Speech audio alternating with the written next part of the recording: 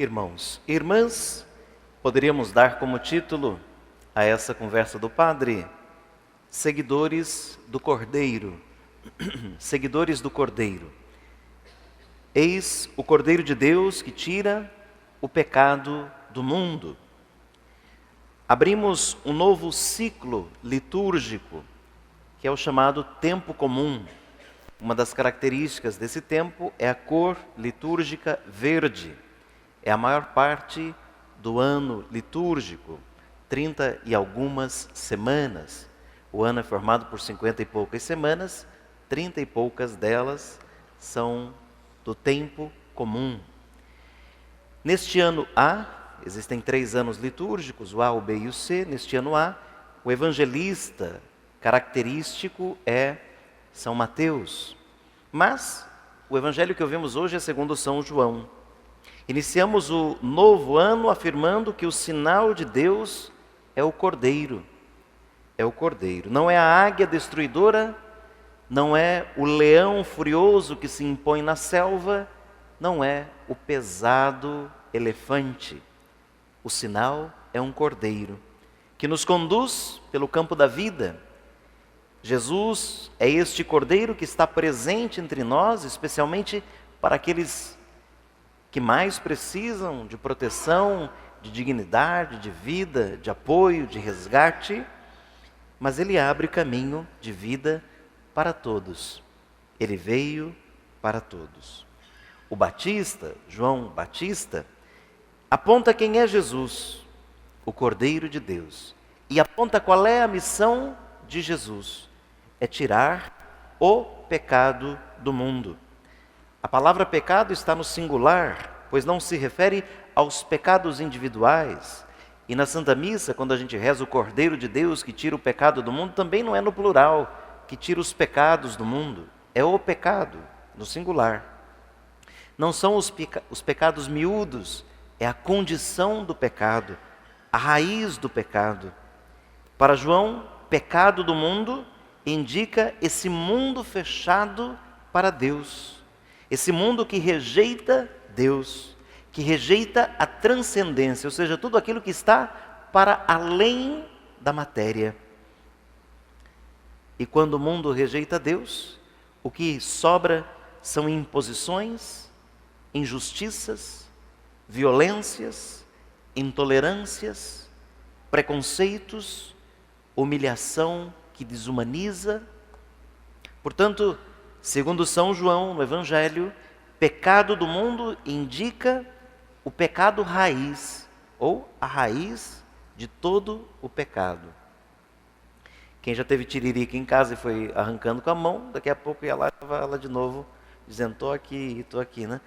Porque não é apenas o que aparece, existe uma raiz, e se não eliminar a raiz, ele volta a aparecer, volta a crescer.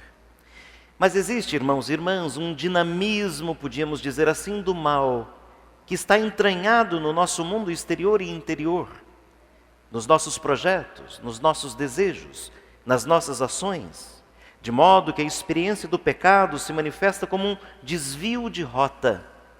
Nós fomos feitos para o amor, nós fomos feitos para Deus, nós fomos feitos para a vida, e todas as vezes que pecamos, desviamos dessa rota. Frustramos a nossa vocação, desumanizamos a nossa condição e esvaziamos a nossa existência. O pecado é vergonhoso. Ninguém sai por aí fazendo propaganda do seu pecado. Alguns têm vergonha até de dizê-lo ao sacerdote para que receba o perdão. O pecado é vergonhoso, sempre um erro, uma tragédia para a vida da gente. Jesus, Ele tira o pecado do mundo, arrancando, eliminando, destruindo e reconstruindo as relações. Ele tira do caminho tudo aquilo que trava o fluir da vida da gente. Se a comunhão é viver relações de proximidade, relações com Deus, relações com as outras pessoas, relações com a gente, com nós próprios, o pecado é essa relação rompida, quebrada. uma relação frustrada? Avancemos um pouco. Para São João também só existe um pecado, a opressão, a injustiça. E só existe um mandamento, o serviço, o amor. E Jesus tirou o pecado do mundo escolhendo o caminho do serviço, o caminho da humildade, o caminho da pobreza, amando a todos indistintamente até a entrega radical da sua vida. Ele não morreu na cruz apenas pelos bonzinhos. Aliás, ele veio por causa dos que precisam de salvação, dos que estão enfermos, dos pecadores. Ele não morreu por aqueles apenas que são católicos, mas por todos. Ele não morreu por aqueles que apenas vêm à igreja, ou aqueles que vêm à igreja com frequência, mas por todos. Ele está a serviço de todos, ele ama a todos. Na perspectiva bíblica, o pecado é uma recusa. Todas as vezes que a gente peca, a gente está manifestando uma recusa. Recusa de viver, recusa de amar. O pecado sempre é uma recusa. Então será bom se hoje for despertada em nós a consciência da história do pecado que desintegra, que divide, que desumaniza. Talvez grande problema que a gente tenha hoje é ter perdido a consciência do pecado. Achar que tudo é um psicologismo, é achar explicação para tudo que a gente faz. E quem se justifica nunca erra, e quem nunca reconhece erro nunca muda, e quem nunca muda fica do tamanho que está para menor, piora.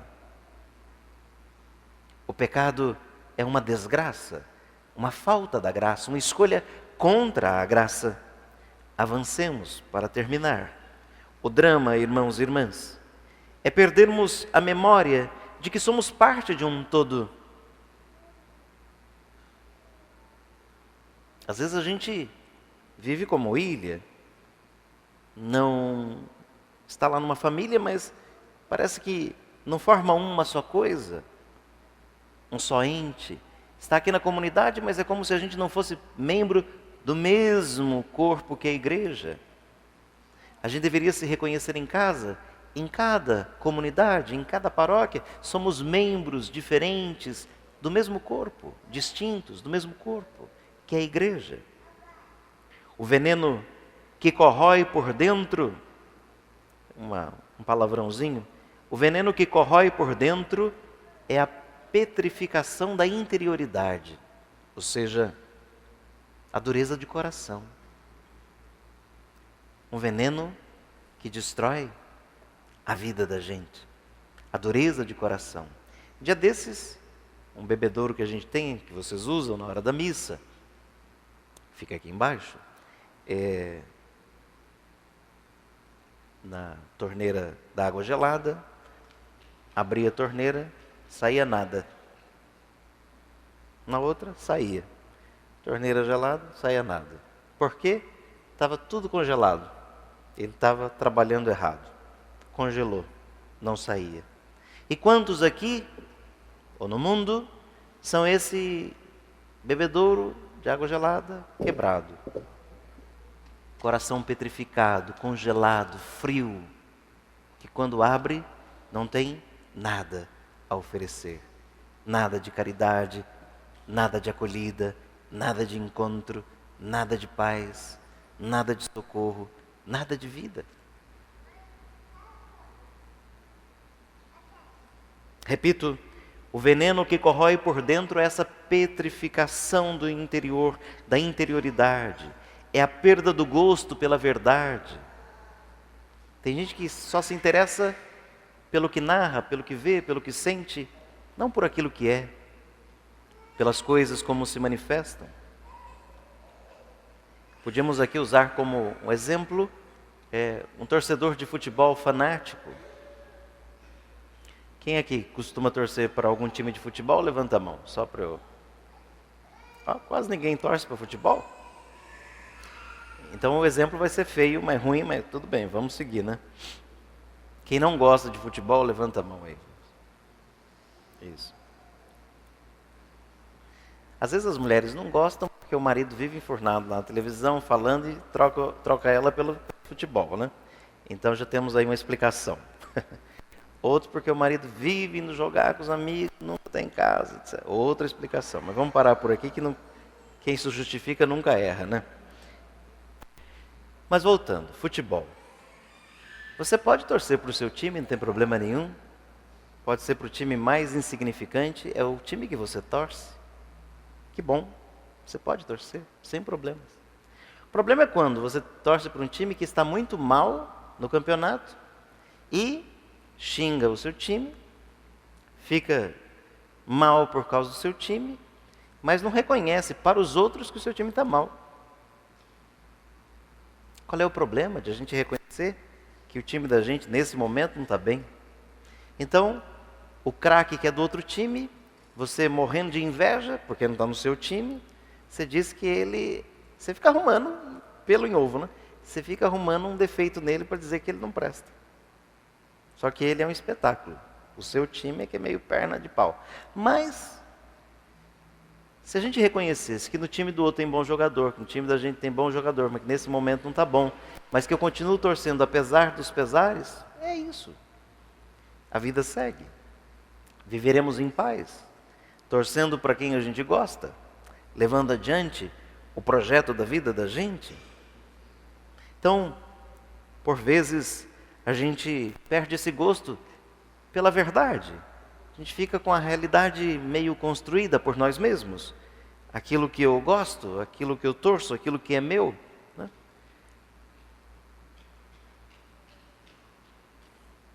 É que todos os exemplos que estão vindo aqui são tão violentos que eu vou guardá-los para mim, né? Outro dia vou dando outros. Avancemos a conversa.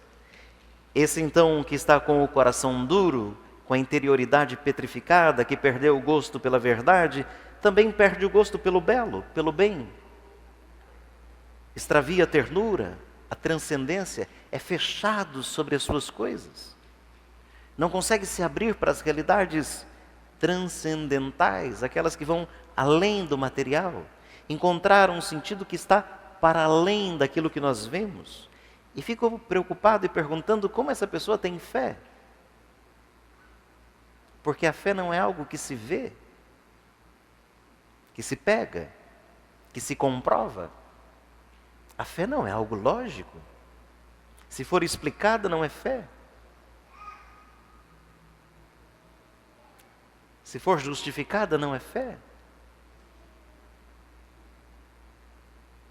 Então, uma pessoa materialista, como ela faz? Como ela acredita? Em quem ela acredita? Avancemos. O pecado, enquanto ruptura das relações, essa quebra dos relacionamentos, nos faz cegos e surdos diante do mundo da exclusão e da violência. Vejam, quem vem sempre aqui, quem me escuta, já sabe o que eu penso, mas quanto que a gente vê por aí, tem um cachorrinho ali enroscado, a pessoa passa, e chama mais 5, vai lá para desenroscar o cachorro. Nenhum problema, pode desenroscar o cachorro, né? Mas essa coisa. Aí tem uma pessoa ali, caída, maltrapilha, precisando de socorro, o que você faz? Corta caminho. Tem alguma coisa errada, gente. Não está certo salvar o cachorrinho e deixar a pessoa morrer. A dignidade dessa pessoa é a mesma sua. A humanidade desse outro é a sua. Que tempo nosso. E quantos aqui já não disseram aquela treslocada frase, né? Quanto mais conheço os homens, mais gosto do cachorro. Casa com ele. Chamar cachorrinho de filho, não vou nem completar a frase, que seria uma ofensa terrível para vocês. A dignidade humana, o sentimento, a compaixão. Estamos num tempo atrapalhado, que valoriza o nada e desvaloriza o tudo, que banaliza a vida em troca de coisas. Outra coisa, como às vezes a gente não se enxerga, uma dessas coisas em que a gente anda e observa, e que me deixa assim, irritado do nada, acho que vou fazer terapia para ver se eu descubro por que estou irritado. Mas, que me deixa irritado, estamos lá no trânsito, aí de repente, um carro do seu lado na frente, alguém lá de dentro, baixa o vidro,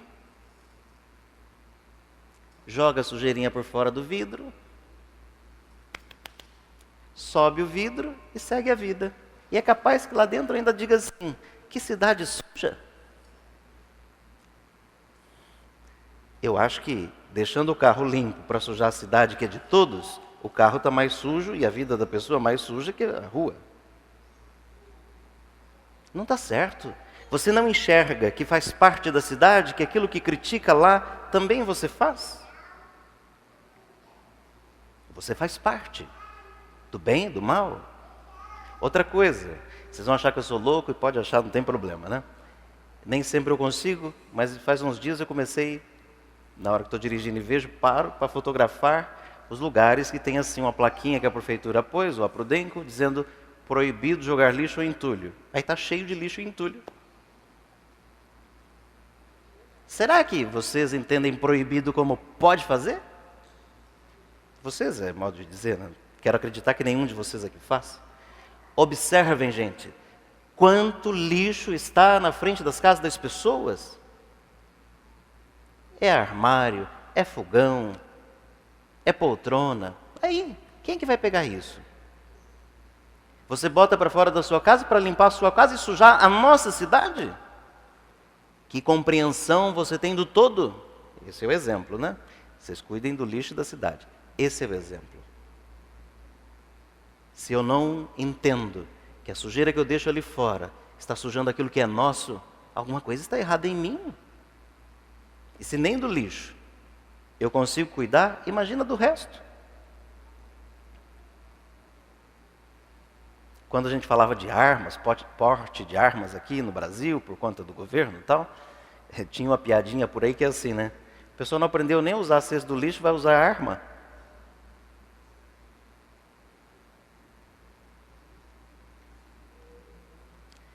Fica aqui um pouco de gracejo e de desabafo também.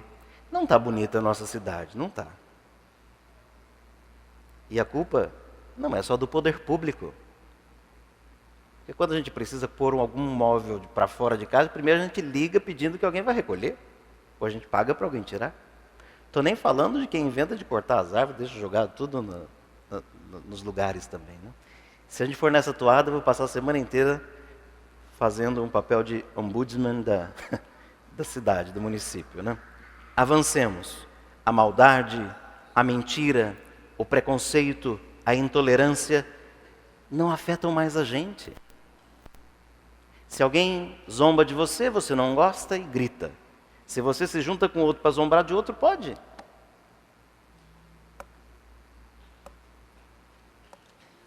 Pode? Não pode. Não deve. Se quiser uma vida coerente. Não choramos mais as dores do mundo que construímos e ao qual pertencemos, como eu dava o exemplo agora, desse cachorrinho que a gente se condói e vai lá socorrer, mas não tem o mesmo sentimento quando uma pessoa está ali, jogada, abandonada. A sensibilidade está anestesiada. Quantas vezes a gente deu uma anestesiada na consciência no dia, ao dar no ponto, né, no semáforo, na rua, 5 centavos para a pessoa que estava pedindo para comer. 5 centavos você compra o quê, gente? Nem bala.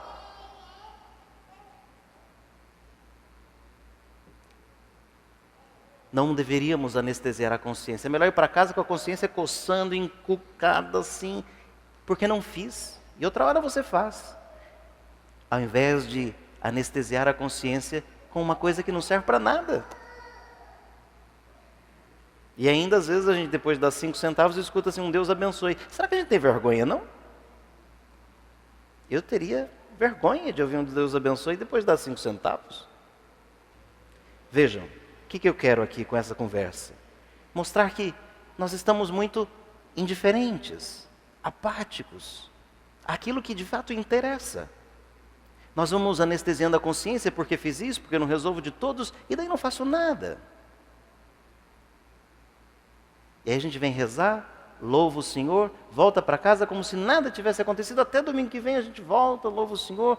Hoje estava bom, hoje a igreja estava fria, hoje a igreja estava quente, hoje o padre estava falando demais, hoje o padre estava bravo, hoje o padre estava assim.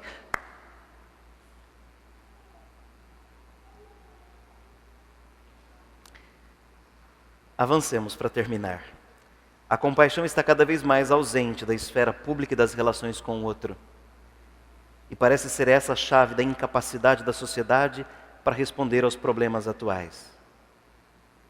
Falta compaixão, sentir com o outro, chorar com o outro. A dor do outro deve doer na gente, como a de Jesus doeu e como a nossa dói em Jesus. Ou somos cristãos ou não somos. Eu vou pedir que vocês repitam comigo, ou melhor, depois de mim. João Batista nos diz que Jesus,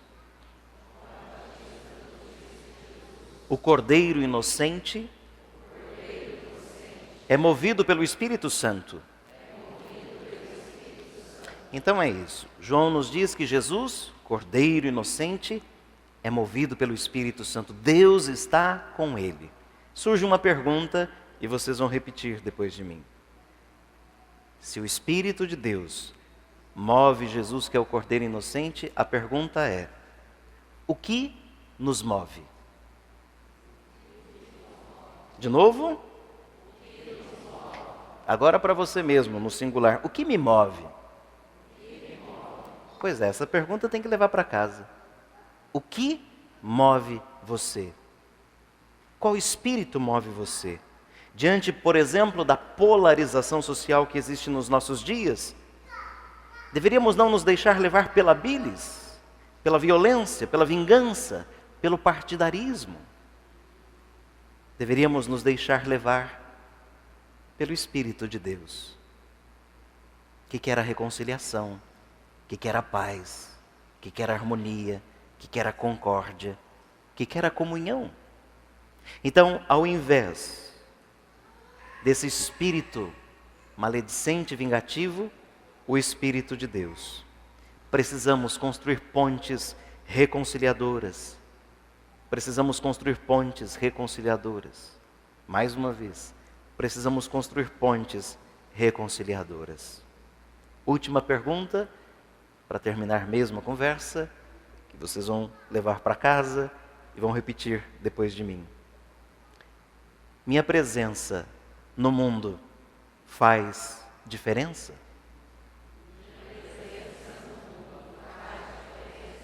Porque às vezes a gente se queixa, né? Padre, minha família, o senhor não sabe. Se estivesse lá, você ia ver que trem que é aquilo. Uma bagunça. Aí eu pergunto, e você, o que está fazendo para desbagunçar a sua família? Nada, está ajudando a bagunçar. Padre, meu ambiente de trabalho é uma confusão, uma fofocaiada, e você está de qual lado? Ah, não tem jeito, né? Estou lá falando junto. Minha presença no mundo, sua presença no mundo, faz diferença? Que diferença a sua presença no mundo faz? Louvado seja nosso Senhor Jesus Cristo.